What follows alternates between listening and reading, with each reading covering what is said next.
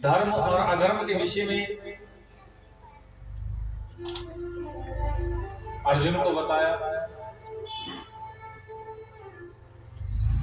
और बड़ा मन प्रसन्न हुआ और कहा कि देखो,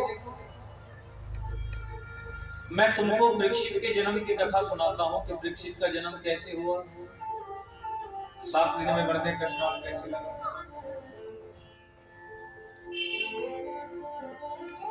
और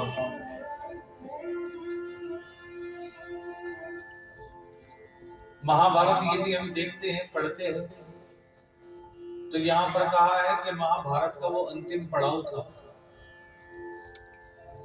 जिस अंतिम पड़ाव में जहां पर जब कौरवों और पांडवों के बीच में युद्ध हुआ तो समस्त जो कौरव थे वो मारे जा चुके थे।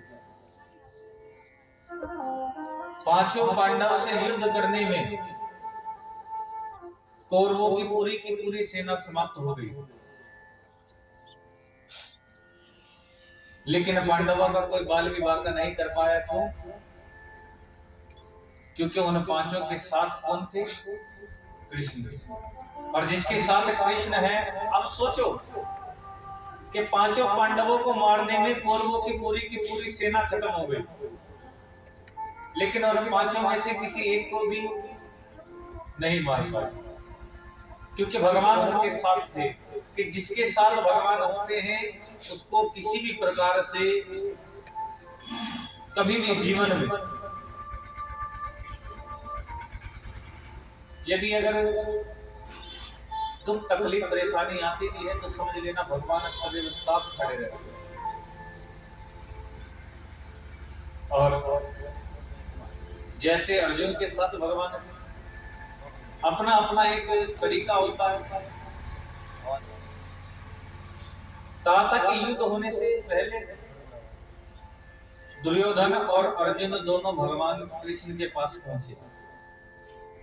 अब देखिए, बड़ी समझने वाली बात है, दोनों के दोनों भगवान कृष्ण के पास पहुंचे तो भगवान कृष्ण ने तो पहले ही बोल रखा था, कहा कि भैया देखो, मैं अस्त्र शस्त्र नहीं उठाऊंगा, ना मैं युद्ध करूंगा, मैं रथ तो चला सकता हूं, सारथी बन सकता हूं, लेकिन मैं युद्ध नहीं कर सकता। अब देखो, अर्जुन और दुर्योधन तुम दोनों बैठे हो,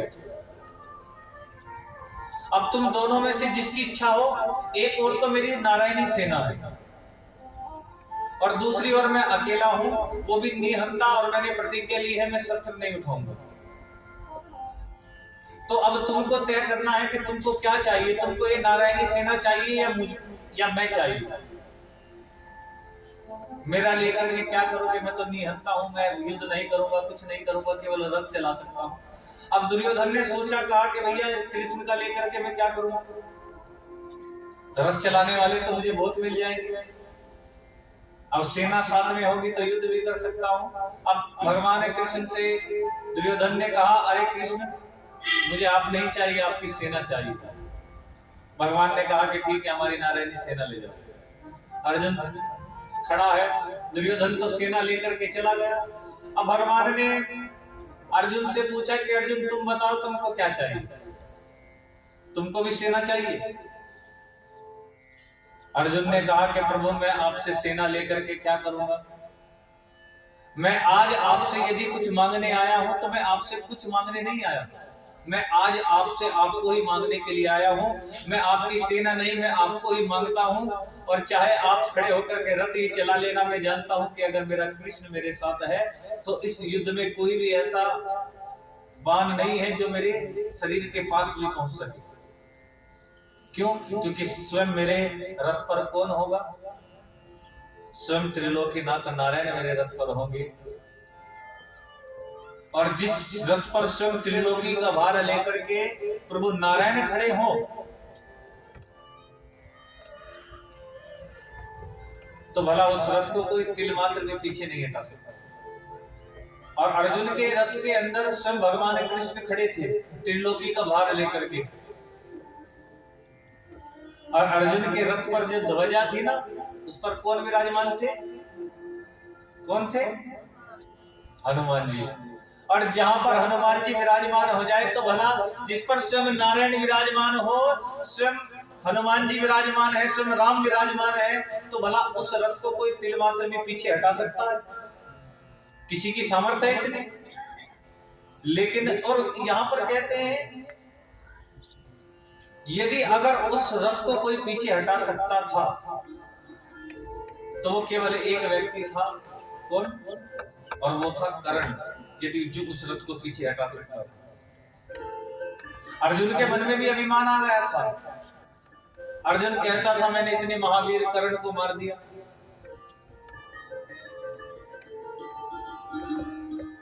और कोई ऐसा नहीं है कि जो मेरे रथ को पीछे भी हटा सके। और बड़े बड़े महावीर इस युद्ध में समस्त कौरव कर्ण आदि बड़े बड़े भीष्म पितामह कृपाचार्य आदि बड़े बड़े योद्धा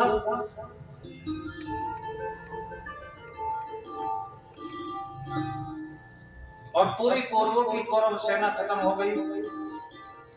लेकिन कौरवों में केवल एक ही शेष बचा था। और वो कौन था? वो था दुर्योधन। और दुर्योधन भी पड़ा हुआ पल पल अपनी मृत्यु का एक एक पल गिन रहा था, क्योंकि दुर्योधन की जंघा को भी भीमसेन ने गदा के प्रहार से तोड़ दिया। एक एक पल अपनी मृत्यु का गिन रहा है। और वहीं पर दुर्योधन का मित्र था अश्वत्थामा। अब अश्वत्थामा आया वहां पर, अरे मित्र तेरी किसने ये दशा कर दी? अब बड़ा क्रोध में तो था दुर्योधन, और क्रोध में आकर के दुर्योधन ने कहा, अरे अश्वत्थामा, यदि उन पांचों पांडव में से एक भी मारा जाए तो समझूंगा जीवन का समस्त सुख प्राप्त हो चुका। अगर एक भी मारा जाए पांचों में से,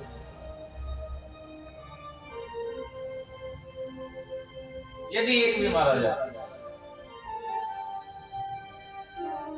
अश्वत्थामा ने कहा इतनी सी बात, मैं अभी मार करके आता हूं।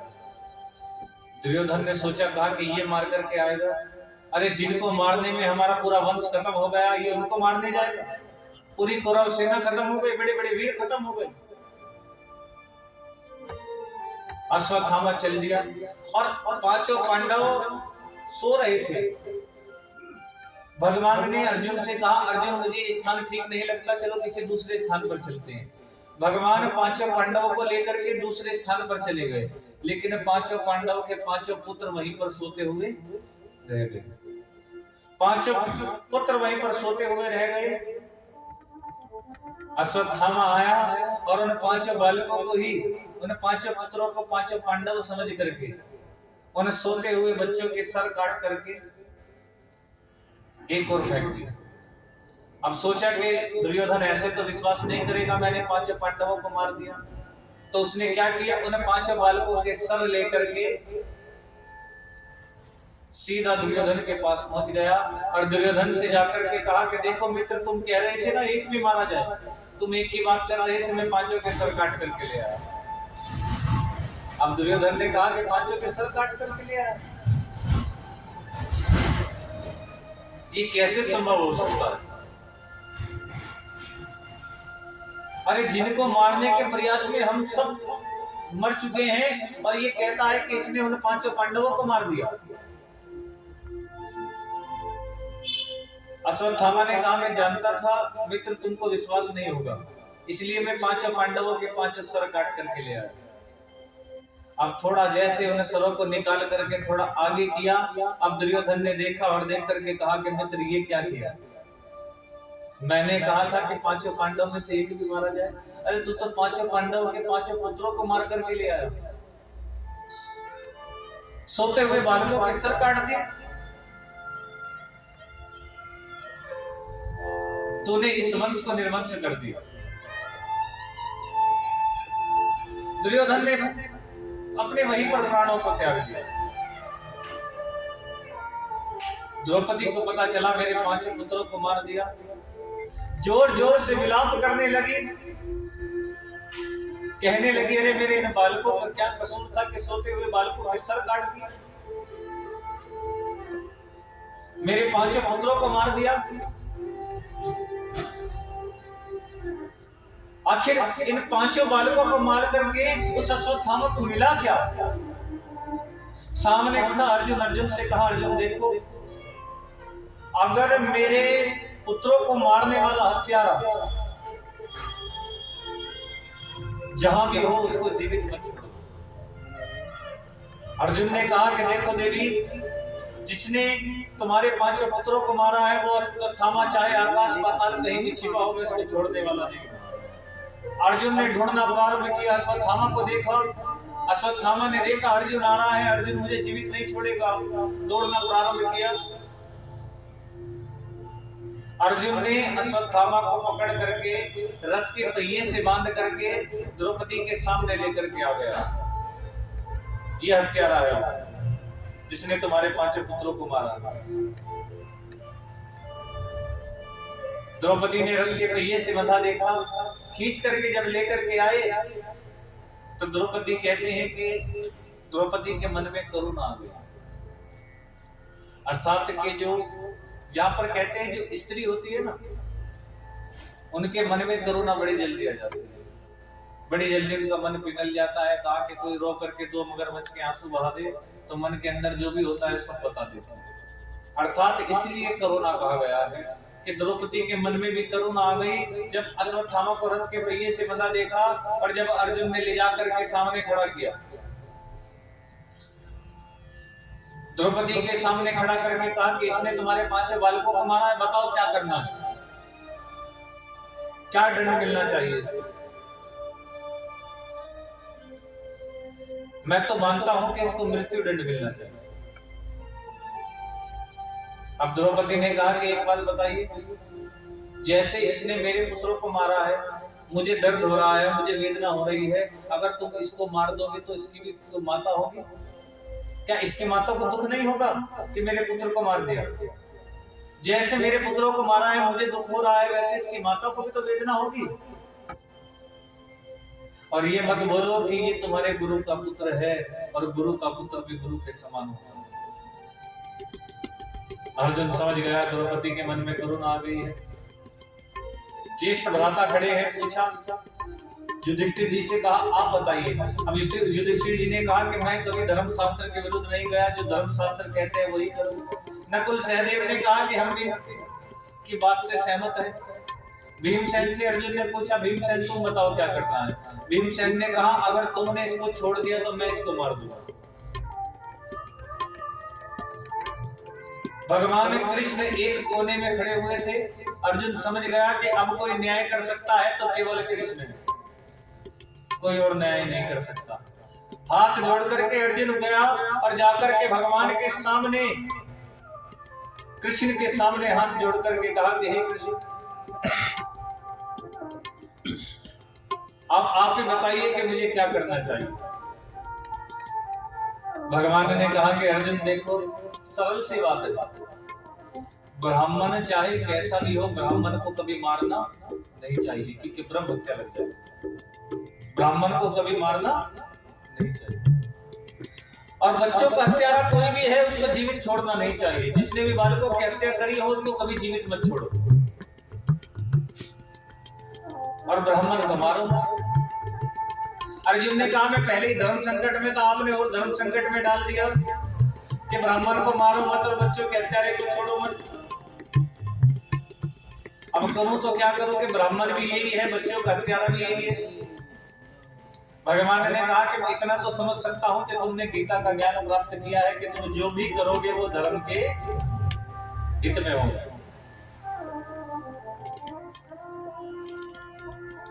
अर्जुन ने क्या किया? अर्जुन जानता था कि ब्राह्मण का अपमान भी मृत्यु के समान है। ब्राह्मण का यदि अपमान कर दिया तो समझ लेना उसकी मृत्यु होगी।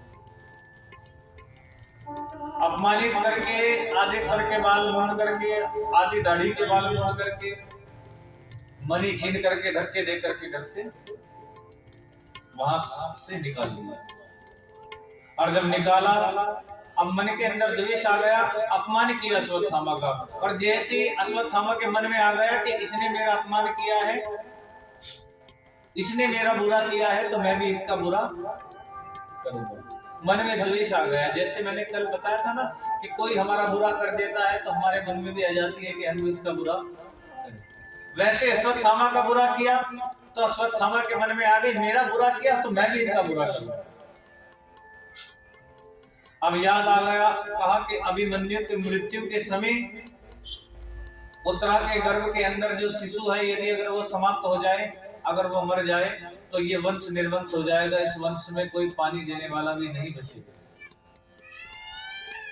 ये वंश निर्वंश हो जाएगा। और ब्रह्मास्त्र को चला दिया, और ब्रह्मास्त्र को चलते आते हुए जब देखा उत्तरा ने तो सोचा 1 मिनट की देरी भी नहीं की, सीधी भगवान के श्री चरणों में गिर पड़ी। भगवान द्वारिका लौट करके जा रहे थे, एक पांव रथ में रखा ही था भगवान ने, और तभी उत्तरा चरणों में गिर गई। पाही पाही महायोगे, हे प्रभु मेरी रक्षा करे, ये ब्रह्मशस्त्र आ रहा है, मुझे जला करके राख कर दे, मुझे परवाह नहीं है, लेकिन मेरे गर्भ के अंदर जो शिशु है यदि वो समाप्त हो गया तो ये वंश निर्वंश हो जाएगा, इस वंश में कोई पानी देने वाला भी नहीं बचेगा, प्रभु रक्षा करे। भगवान से जब उत्तरा ने हाथ जोड़ करके रक्षा की, गुहार की, तो भगवान ने देखा और